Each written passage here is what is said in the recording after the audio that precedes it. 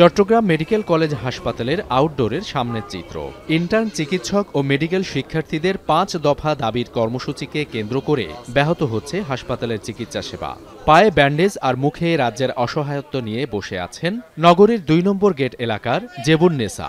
হঠাৎ পড়ে গিয়ে পায়ে গুরুতর আঘাত পাওয়ায় দ্রুত চিকিৎসক দেখিয়ে অপারেশনের প্রয়োজন হলেও বন্ধ আউটডোর সেবা। তবুও চিকিৎসকের আশায় গুনছেন অপেক্ষার প্রহর। একইভাবে আগুনে পোড়া স্ত্রীকে নিয়ে চিকিৎসকের অপেক্ষায় আছেন সীতাকুণ্ডের বাবুল দাস।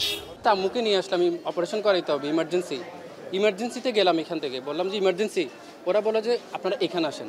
এখানে আসি বললাম যে একদম তালা মারা। আমার অনেক প্রবলেম হয়ে যাবে, আমি যদি অপারেশন না করতে পারি, এখন আমার এটা অনেক লেট হয়ে যাচ্ছে। 3 বার আসা যাওয়া করছি।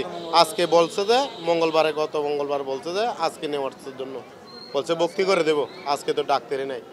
শুধু চট্টগ্রাম নয়, খুলনা, রাজশাহী, সিলেট ও কুমিল্লা সহ দেশের সরকারি বেসরকারি বিভিন্ন হাসপাতালের চিত্র অনেকটাই অভিন্ন। হাসপাতালের আউটডোর সেবা বন্ধ থাকায় বিপাকে দূর দূরান্ত থেকে আসা রোগী ও স্বজনরা। প্রয়োজনীয় চিকিৎসা সেবা না পাওয়ার অভিযোগ তাদের। সবগুলো কাউন্টার বন্ধ, ডাক্তার নাই। আমরা খুব কষ্ট হতো আওয়া যাওয়ায়। ডায়াবেটিসের ওষুধ লাগে, রোজার একটা মাথা ঘুরে গিয়ে পালায়। কিডনির সমস্যা, ক্যান্সার রুগী তো সিটও ভালাই বাসা। ডাক্তার না থাকলে টিকিট দিয়ে তো লাভ নেই, ওনাদের টাকা নষ্ট হবে।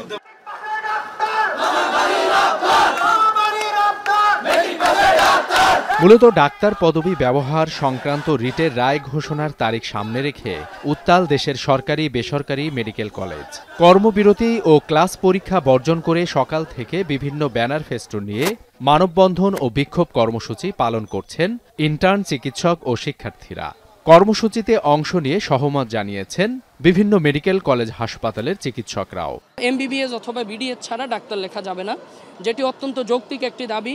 মেডিকেল অ্যাসিস্ট্যান্ট, তারা যাতে অ্যাসিস্ট্যান্টের যে কাজগুলো সেই কাজগুলো করে, তারা কেন ডাক্তারের পর্যায়ে চলে আসবে? তারা কেন নামের সামনে ডাক্তার লিখবে? বাংলাদেশের মানুষ যেন সঠিক সুচিকিৎসা পায়, আর কোনো অপমৃত্যু যেন না হয়, আর কোনো ভুল চিকিৎসা যেন না হয়, আর কোনো অ্যান্টিবায়োটিক রেজিস্ট্যান্স যেন না হয়।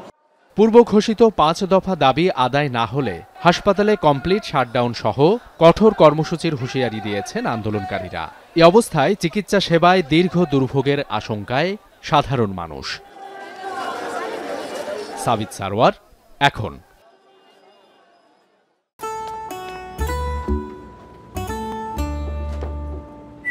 এই ঈদে জুয়েলারি ক্লোদিংয়ে বিকাশ পেমেন্টে ডিসকাউন্ট।